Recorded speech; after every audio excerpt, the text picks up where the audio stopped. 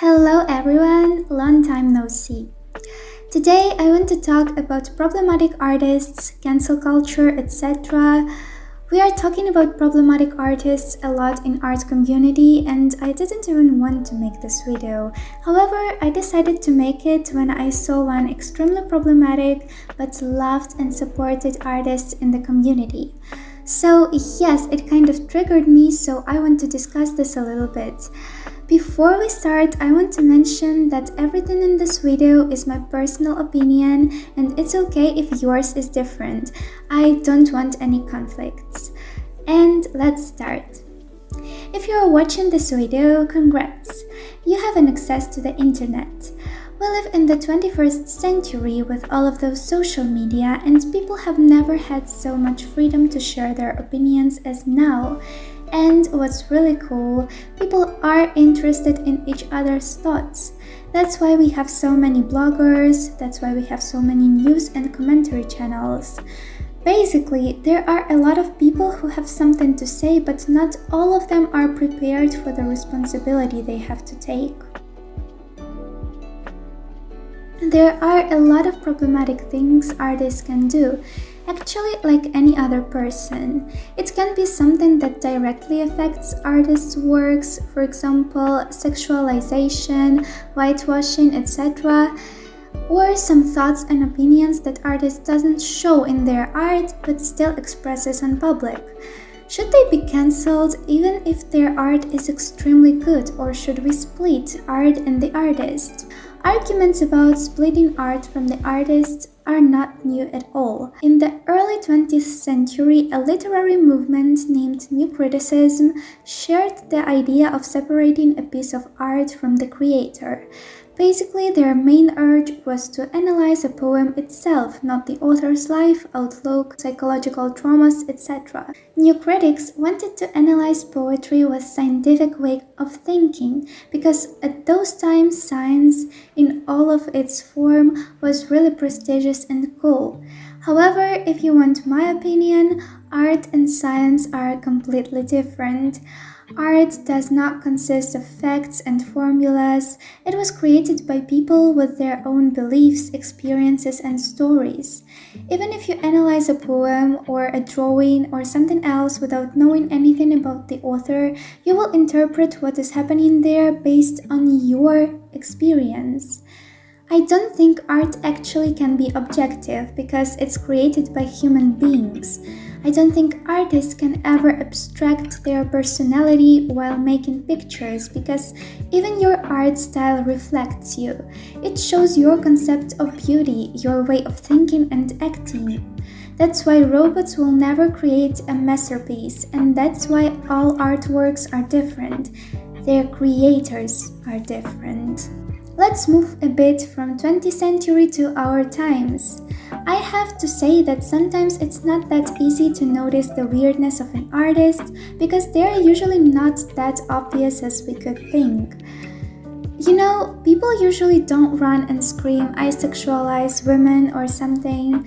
For example, sometimes it can be difficult to understand if a person fetishizes LGBTQ community or just draws gay and lesbian couples. Or if person is racist, or it's just their art style and they are drawing all people in a specific way. I have already mentioned that not all people who are posting on internet are ready to take responsibility, but even if they don't, public will make them. So, cancel culture is the most popular way of treating people who fucked up. According to the Wikipedia, cancel culture is a phenomenon where people who have acted or spoken in an unacceptable way are criticized and boycotted. When RCD Art, sorry if I read the nickname in the wrong way, made pictures that contained racism and fetishization of trans people, they got cancelled. Their actions got a lot of attention, which is right in my opinion. Some people call it black PR and weren't pleasured with the amount of attention this artist got. However, I don't think such a big damage in reputation was good for them. Sadly, this system is not perfect because, for example, when Abis promoted Shotakon, supported Russian terrorism, and began to draw Genshin characters in the form of USSR and with a St. George ribbon, she didn't get cancelled. If anybody doesn't know, Shotakon is a genre in anime and art that shows romantic and sexual relationships involving underage boys. Sometimes it seems like art community doesn't notice or doesn't want to notice obviously problematic artists because maybe things they have done are not problematic enough, or maybe they can't give enough drama for the public. I don't know. As I said before, some people don't like such way of treating problematic artists simply because it gives artists much more attention, mostly negative though. It's not a secret that people are interested in drama. I watched a lot of videos with discussions of problematic artists and they all had a lot of views. You can think, so we basically give this artist more attention? What if they gain even more followers after this situation? And my answer is, basically, I have never seen any artist who would gain more fans after doing something problematic and getting cancelled. Well, maybe there are some people who would keep following their favorite artist even if they did some shit. But as we see in practice, most people are not blind or stupid. Also, if we don't pay attention to the problematic things person can do, they will keep doing this, having support and making money. Not all people are pleasured with cancel culture as the movement, and not only in art community.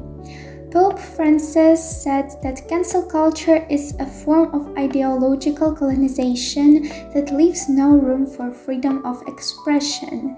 And even though I can't agree with this statement, I can't say it's completely wrong too. In this movement, public is the one who rules. People can freely tell about what they don't like, what they find wrong and offensive. However, public can be easy to manipulate or to be used as an instrument to ruin innocent person's career. What is the solution? Well, I think we all have to be educated and being able to think constructively before canceling someone. We have to use our own head to think and analyze others' actions, check information and don't trust sources, he said, she said. Sometimes people forget that we are responsible for our action just like famous people are. When I was talking about this with my friend, she said, but what if a person is mentally ill? It would be rude to cancel them, they need help. And yes, they need help. First of all, I don't support any insults and death wishes even to problematic artists. No one deserves to hear that. They have to be ignored, explained why things they're drawing or saying are wrong, but definitely not being insulted. Again, public has to be adequate in such situations. Don't let your emotions take control over you. However, I don't think mental problems can be a justification to do any bullshit you want. I saw a person who was drawing a completely erotic adult content with children, with all the details, and it was in the free access. I accidentally saw it on Twitter For You page, and it was disgusting. Author explains that they're coping with the trauma and depression, but you know what? Not everything has to be on the internet. There are unacceptable things that don't have to be in the free access, and it's okay. Cope. Even though it's a really weird way to cope, which makes me really uncomfortable. Okay, do what you want, but if you think it's necessary and okay to post it on public, then you're either an attention seeker or a person who needs some help. And again, so that everyone remembers, I'm completely against bullying and insulting other people. I don't want my words to be understood in the wrong way. Is it enough to apologize? I think it depends on situation. I find it quite wrong when artists who fucked up writes an apology right after they get cancelled for something like a sexist or a racist caricature. People can't change their perception of world in a day or a week. They can't stop being racist in a second. I think showing the process of work on themselves, reading some articles, and understanding what exactly they have done is the right thing to do.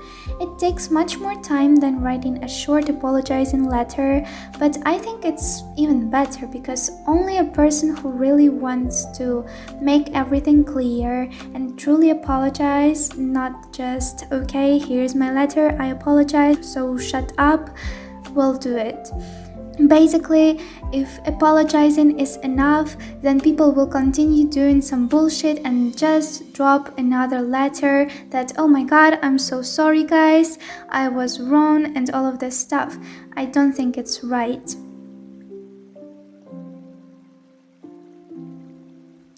So, that's it. Thank you so much for hearing my opinion. I really hope you liked this video. I have a lot of other videos on this channel, so you can click on them. Please press the like button and subscribe on the channel. It was Flowery Miyu. Goodbye.